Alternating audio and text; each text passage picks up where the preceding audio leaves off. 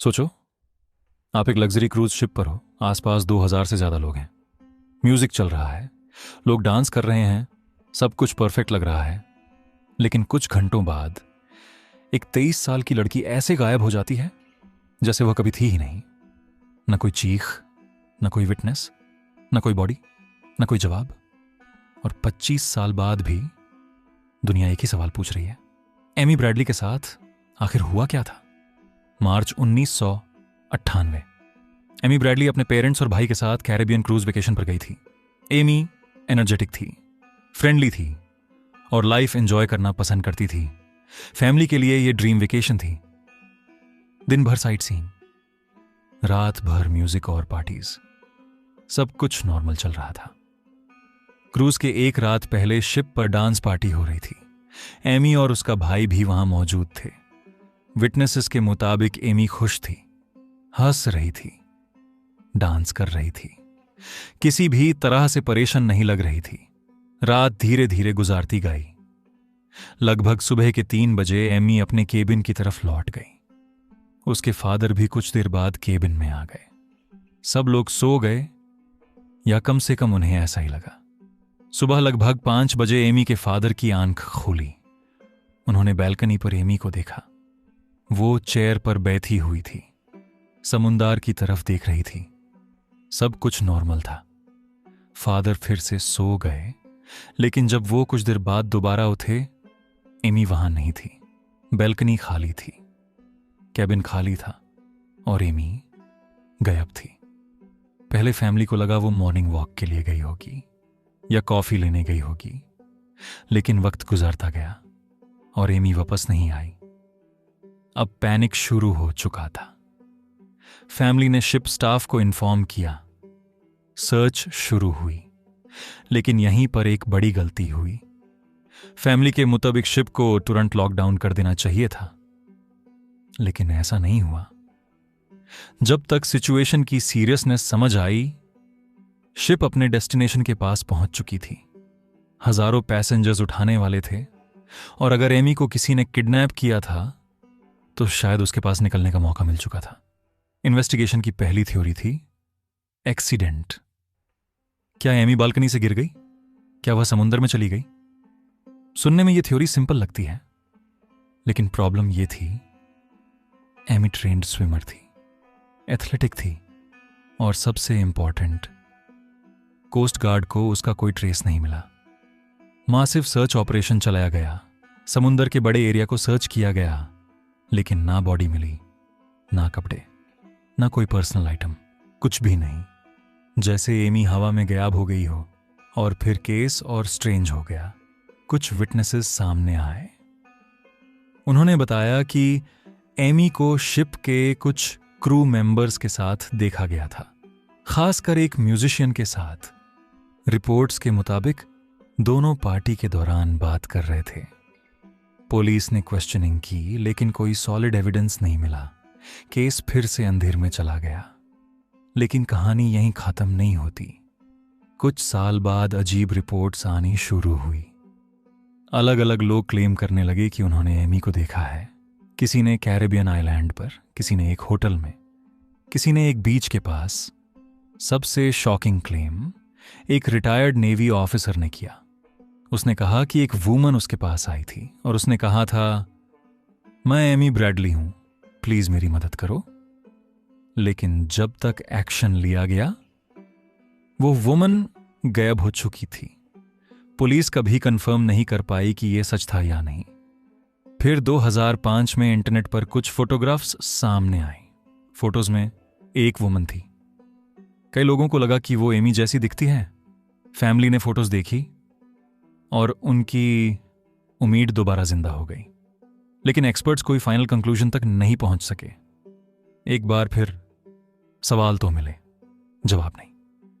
आज 25 साल से ज्यादा वक्त बीत चुका है। एमी ब्रैडली अब भी ऑफिशियली मिसिंग है। किसी को नहीं पता कि उस रात क्या हुआ था। क्या वो एक्सीडेंट का शिकार हुई? क्या उसका किडनैपिंग हुआ? या क्या वो कहीं जिंदा है? एक क्रूज शिप, 2000 लोग, डजन्स ऑफ विटनेसेस, और फिर भी कोई जवाब नहीं। और शायद इसीलिए एमी ब्रैडली का केस दुनिया के सबसे हॉन्टिंग मिस्ट्रीज में से एक माना जाता है, क्योंकि जब कोई इंसान गायब होता है तो दाढ़ होता है, लेकिन जब कोई इंसान बिना किसी जवाब के गायब हो जाए तो वो दर्द कभी खत्म नहीं होता। और आज भी एमी ब्रैडली के पेरेंट्स एक ही सवाल का जवाब ढूंढ रहे हैं। उस सुबह आखिर हुआ क्या था? लेकिन अगर आप सोच रहे हो कि ये मिस्ट्री यहीं खत्म हो जाती है, तो कहानी का सबसे अजीब हिस्सा अब भी बाकी है। एमी के गायब होने के बाद उसकी फैमिली ने हार नहीं मानी। अनहॉर्न प्राइवेट इन्वेस्टिगेटर्स हायर किए, क्रूज कंपनी पर सवाल उठाए और हर उस लीड का पीछा किया जो उन्हें एमी तक पहुंचा सकती थी। लेकिन जितना ज्यादा वो सच के करीब जाने की कोशिश करते, उतने ही ज्यादा नए सवाल सामने आते। एक थ्योरी ये थी कि एमी किसी ह्यूमन ट्रैफिकिंग नेटवर्क का शिकार बनी हो सकती है।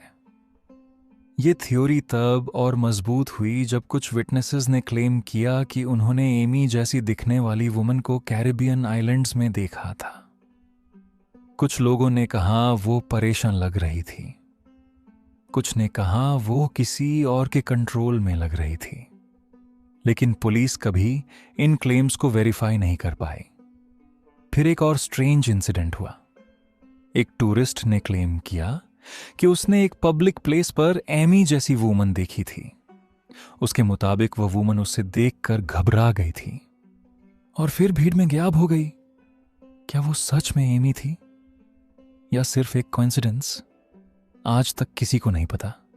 सबसे फ्रस्ट्रेटिंग बात यह थी कि हर लीड में थोड़ी सी उम्मीद होती थी, लेकिन हर बार इन्वेस्टिगेशन डेड एंड पर जाकर रुक जाती थी। एमी के पेरेंट्स के लिए यह सिर्फ एक इन्वेस्टिगेशन नहीं थी, ये उनकी जिंदगी बन चुकी थी। हर फोन कॉल, हर ईमेल, हर नई साइटिंग, उन्हें लगता था शायद इस बार कुछ मिलेगा, शायद इस बार सच सामने आएगा। लेकिन साल गुजारते गए और सच अब भी उनसे दूर रहा। इंटरनेट के आने के बाद केस और फेमस हो गया। Thousands of people online theories बनाने लगे। कुछ लोग कहते हैं एमी समुंदर में गिर गई थी, कुछ लोग कहते हैं उसका किडनैपिंग हुआ था, और कुछ लोग मानते हैं कि वो आज भी कहीं जिंदा हो सकती है।